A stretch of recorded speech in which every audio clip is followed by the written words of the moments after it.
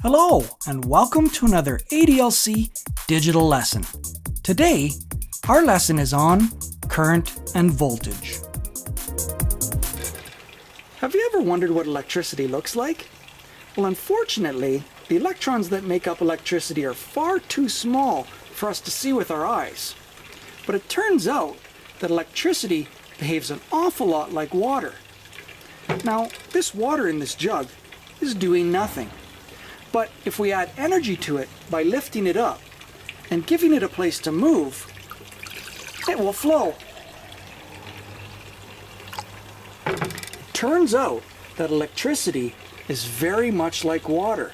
If we add energy to electrons and give those electrons a place to move, the electricity will flow.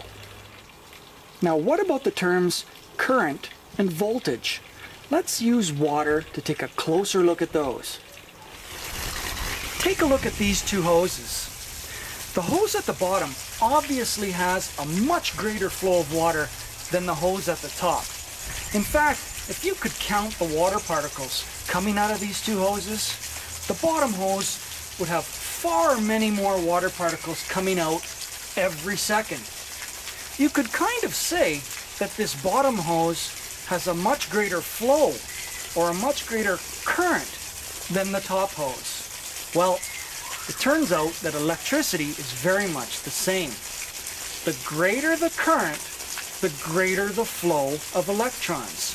So this bottom hose represents a greater electrical current flow. The top hose represents a lesser current flow of electrons. Remember, the more flow you have of electrons, the more current there is. Now that we know current is the amount of electrons that are flowing, what about the term voltage? Well, for voltage, let's take a look at these two pretty waterfalls. One waterfall is a tall waterfall, and the other waterfall is a small waterfall.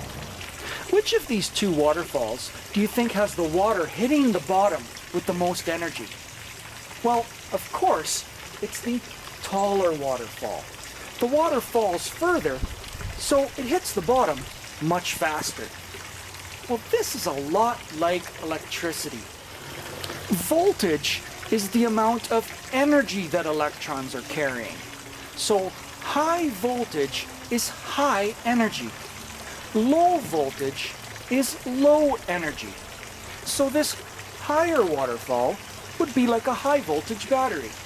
This lower waterfall would be like a lower voltage battery. Think of it another way. If you were to jump off a chair and then jump off the roof of your house, which one of those two situations would have you hitting the ground with more energy? Well, of course, jumping off the roof of your house. That wouldn't be safe, but it would be like a high voltage battery. A high voltage battery gives electrons more energy, just like you having to climb to the roof of your house. A low voltage battery gives electrons only a small amount of energy, just like you stepping up onto a chair. So in summary, voltage is the amount of energy that electrons carry. High voltage means high energy. And current is the amount of electrons that are flowing. High current means more electrons are flowing.